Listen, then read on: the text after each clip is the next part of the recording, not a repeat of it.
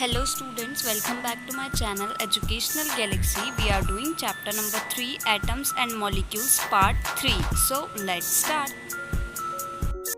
बच्चों आज हमें अलग अलग कंपाउंड्स के केमिकल फॉर्मूलाज बनाने सीखने हैं। तो उसके लिए पहले हमारा ये जानना जरूरी है that what are ions. Ions क्या होते हैं? So charged species और particles are called ions. Charged particles को ions कहा जाता है। जितने भी हमारे कंपाउंड्स होते हैं जो कि अलग अलग एलिमेंट से मिलकर के बने होते हैं, उन एलिमेंट्स के अंदर चार्ज स्पीशीज होते हैं जिन्हें आयंस कहते हैं। इन आयंस के दो टाइप्स भी होते हैं। First one is cation and second one is anion. जिन पार्टिकल्स में चार्ज पॉजिटिव होता है उन्हें कैटायन कहते हैं एंड जिन पार्टिकल्स में चार्ज नेगेटिव होता है उन्हें एनायन कहते हैं। For example NaCl। NaCl में दो एलिमेंट्स हैं, Na means sodium and Cl means chlorine. तो जो सोडियम है Na इसमें प्लस चार्ज होता है एंड क्लोरीन इसमें माइनस चार्ज होता है। इट मीन्स जो सोडियम है ये पॉजिटिवली चार्ज आयंस है, मीन्स कैटायन है, और जो क्लोरीन है वो एनायन है क्योंकि वो नेगेटिवली चार्ज पार्टिकल से मिलकर के बना है। नाउ ये जो आयंस होते हैं या तो ये सिंगली चार्ज एटम होते हैं या फिर ग्रुप ऑफ एटम्स होते हैं जिन पर सेम चार्ज होता है। जैसे सिर्फ प्लस चार्ज होगा तो वो कैटायन के अंदर आएंगे और अगर सिर्फ नेगेटिव चार्ज होगा तो एनायन के अंदर आएंगे। ऐसे ही ग्रुप ऑफ एटम को जो कि एक चार्ज कैरी करता है उसे पॉलीएटॉमिक आयन कहते हैं। So we can say a group of atoms carrying a charge is called polyatomic ion. Atoms का एक ग्रुप जो कोई चार्ज कैरी कर रहा है उसे पॉलीएटॉमिक आयन कहा जाता है। अब स्टार्ट करते हैं writing chemical formula of compounds. Compounds की केमिकल फॉर्मूलाज लिखना। तो इन फॉर्मूलाज को लिखने के लिए सबसे पहले हमें दो बातें पता होनी चाहिए। तो पहली बात सिंबल्स ऑफ एलिमेंट्स और दूसरा charge on elements. Symbols of elements तो हमने पिछली वीडियो में देखे थे, उसका लिंक मैंने डिस्क्रिप्शन में दे रखा है। बात रही चार्ज की, तो जैसे जैसे हम कुछ क्वेश्चंस करेंगे हमें अपने आप ही याद हो जाएंगे क्योंकि ज्यादा तो हमें याद करने नहीं है, थोड़े बहुत ही एलिमेंट्स के चार्ज याद करने हैं और जब हम क्वेश्चंस करेंगे तो हमें अपने आप वो माइंड में याद हो जाएंगे। अब केमिकल फॉर्मूलाज बनाने के लिए हमें कुछ रूल्स याद होने चाहिए। सबसे पहला रूल है चार्जेस मस्ट बैलेंस। जो हमारे चार्जेस होंगे एलिमेंट्स के अलग अलग दोनों के, वो बैलेंस होना जरूरी है, मतलब न्यूट्रल मींस जीरो होना। फॉर एग्जाम्पल एक एलिमेंट है A और दूसरा एलिमेंट है B। हमें इनका केमिकल फॉर्मूला बनाना है दोनों का एक साथ। सपोज A के पास जो चार्ज है वो है 2+ और B के पास जो चार्ज है वो है -1। हमें इन्हें जीरो करना है, लेकिन ऐसे तो ये जीरो हो नहीं पाएंगे। तो हमें क्या करना पड़ेगा, अगर हम B को मल्टीप्लाई कर दे 2 से तो इसका चार्ज भी डबल हो जाएगा, मीन्स 2 1 जा 2, ये माइनस का 2 हो जाएगा और ये प्लस का 2। +2 -2 कैंसिल हो जाएंगे दोनों आपस में, तो हम फॉर्मूला लिख सकते हैं AB2। A सिर्फ एक बार और B वाला एलिमेंट 2 बार। इसी तरीके से अभी जब हम केमिकल फॉर्मूलाज बनाएंगे रियल वाले कंपाउंड्स का, ये तो जस्ट एक एग्जाम्पल था, तब देखेंगे कि हम कैसे बैलेंस करना होता है चार्ज को। Rule number 2 is if a compound contains a metal and a non metal. अगर किसी कंपाउंड के अंदर एक मेटल भी है एंड एक नॉन मेटल भी है, then symbol of metal must be right on left side and then of non metal on the right side. Left hand side पर मेटल का सिंबल लिखा जाएगा और राइट हैंड साइड पर नॉन मेटल का। For example हमें iron sulphide का chemical formula लिखना है, तो आयरन हमारा क्योंकि मेटल है तो उसको हम पहले लेफ्ट हैंड साइड पर उसका सिंबल लिखेंगे जो कि Fe होता है।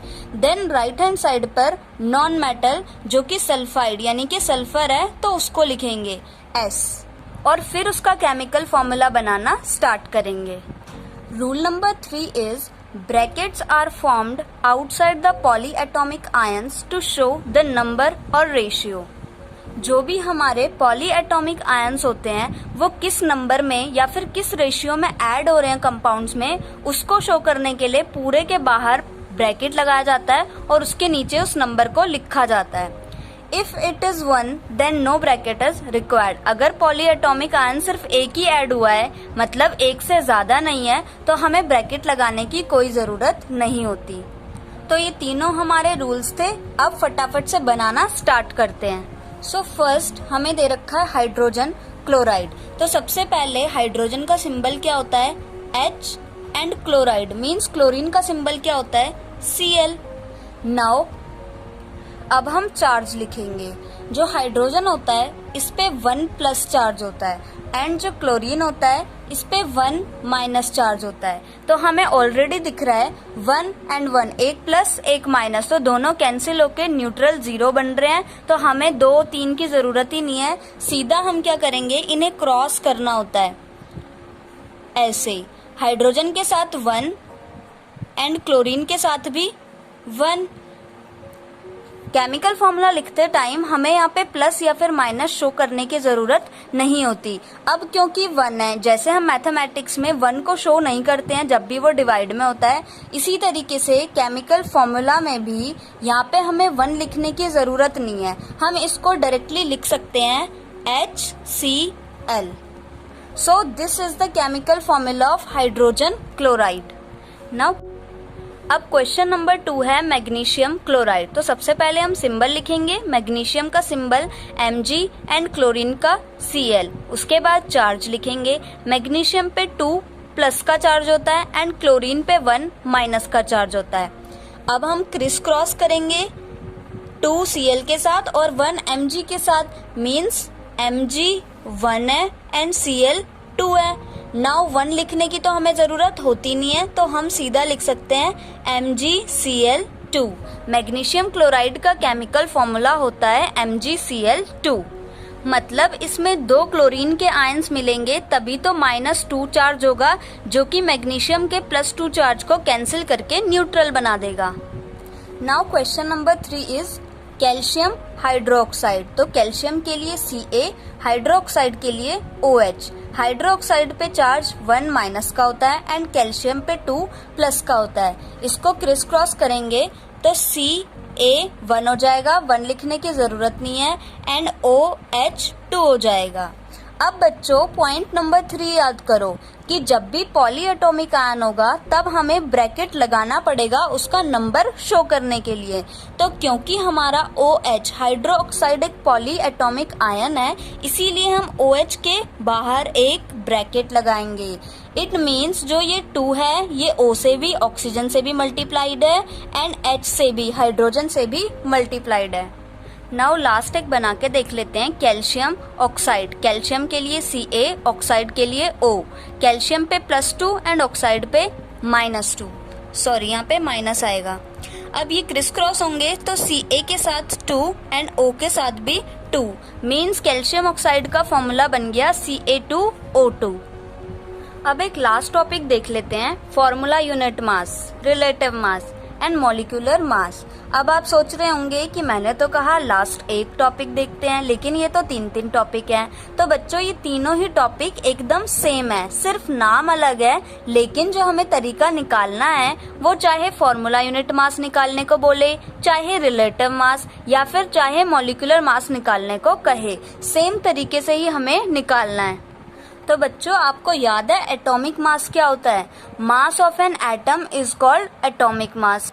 किसी भी एटम का मास उसका एटॉमिक मास कहलाता है। इसी की हेल्प से तो हमें ये तीनों निकालने हैं। जैसे कि मान लो हमें क्वेश्चन में दिया हो कि हमें मान लो H2O दे रखा है वाटर, हमें इसका मॉलिक्यूलर मास निकालना है। तो कैसे निकालते हैं? सबसे पहले हमें जितने भी उसके अंदर एलिमेंट या फिर मॉलिक्यूल्स आ रहे हैं उनका सेपरेटली एटॉमिक मास लिखना होता है। जैसे कि मैं इसमें देख सकती हूँ मुझे 2 मॉलिक्यूल्स दिखाई दे रहे हैं, एक तो है हाइड्रोजन एंड दूसरा है ऑक्सीजन। तो मुझे पता है हाइड्रोजन का एटॉमिक मास कितना होता है 1 एंड ऑक्सीजन का कितना होता है 16। रुको एक चीज तो मैं भूल ही गई, इनके पीछे ऐसा यूनिट भी तो लगानी है U। इतनी छोटी करी हुई है हमारे लिए साइंटिस्ट ने। अब हमें AMU लगाने की जरूरत नहीं है, सिर्फ U लिखना है। तो हाइड्रोजन का 1U एंड ऑक्सीजन का 16U। तो हमें इस पूरे का एटॉमिक मास निकालना है। तो सिंपल है, सबसे पहले हम लिखेंगे H2O, देन हाइड्रोजन का कितना होता है 1, लेकिन हमारे पास यहाँ पे 2 हाइड्रोजन है, इसलिए इसको मल्टीप्लाई कर देंगे 2 से, प्लस ऑक्सीजन का कितना होता है 16, तो 2 1 जा 2 प्लस 16, 16 प्लस 2 18 U लगाना बिल्कुल नहीं भूलना, वरना नंबर कट जाएंगे। अब हमें एक क्वेश्चन दिया है, calculate the molecular mass of HNO3। हमें मॉलिक्यूलर मास निकालना है HNO3 का। तो सबसे पहले हम लिखेंगे atomic mass of hydrogen 1U, atomic mass of nitrogen 14U, atomic mass of oxygen 16U। Now molecular mass of HNO3, पहले हाइड्रोजन का 1 प्लस नाइट्रोजन का 14 प्लस ऑक्सीजन का 16, लेकिन 3 मॉलिक्यूल्स है इसलिए 16 को 3 से मल्टीप्लाई कर देंगे। 16 3 जा 48, 1 प्लस 14 एज इट इज रहेगा, तीनों को ऐड करेंगे 63, आंसर SI यूनिट U लगा देंगे, मीन्स यूनिफाइड मास। तो इसी तरीके से हमें मॉलिक्यूलर मास या फिर रिलेटिव मास या फिर फॉर्मूला यूनिट मास निकालने हैं। आई होप आपको अच्छे से समझ में आ गए होंगे और अब आप भी अपने आप फॉर्मूला यूनिट मास या फिर बाकी के दोनों निकाल पाओगे। Thank you for watching. If you really like the video, please subscribe my channel.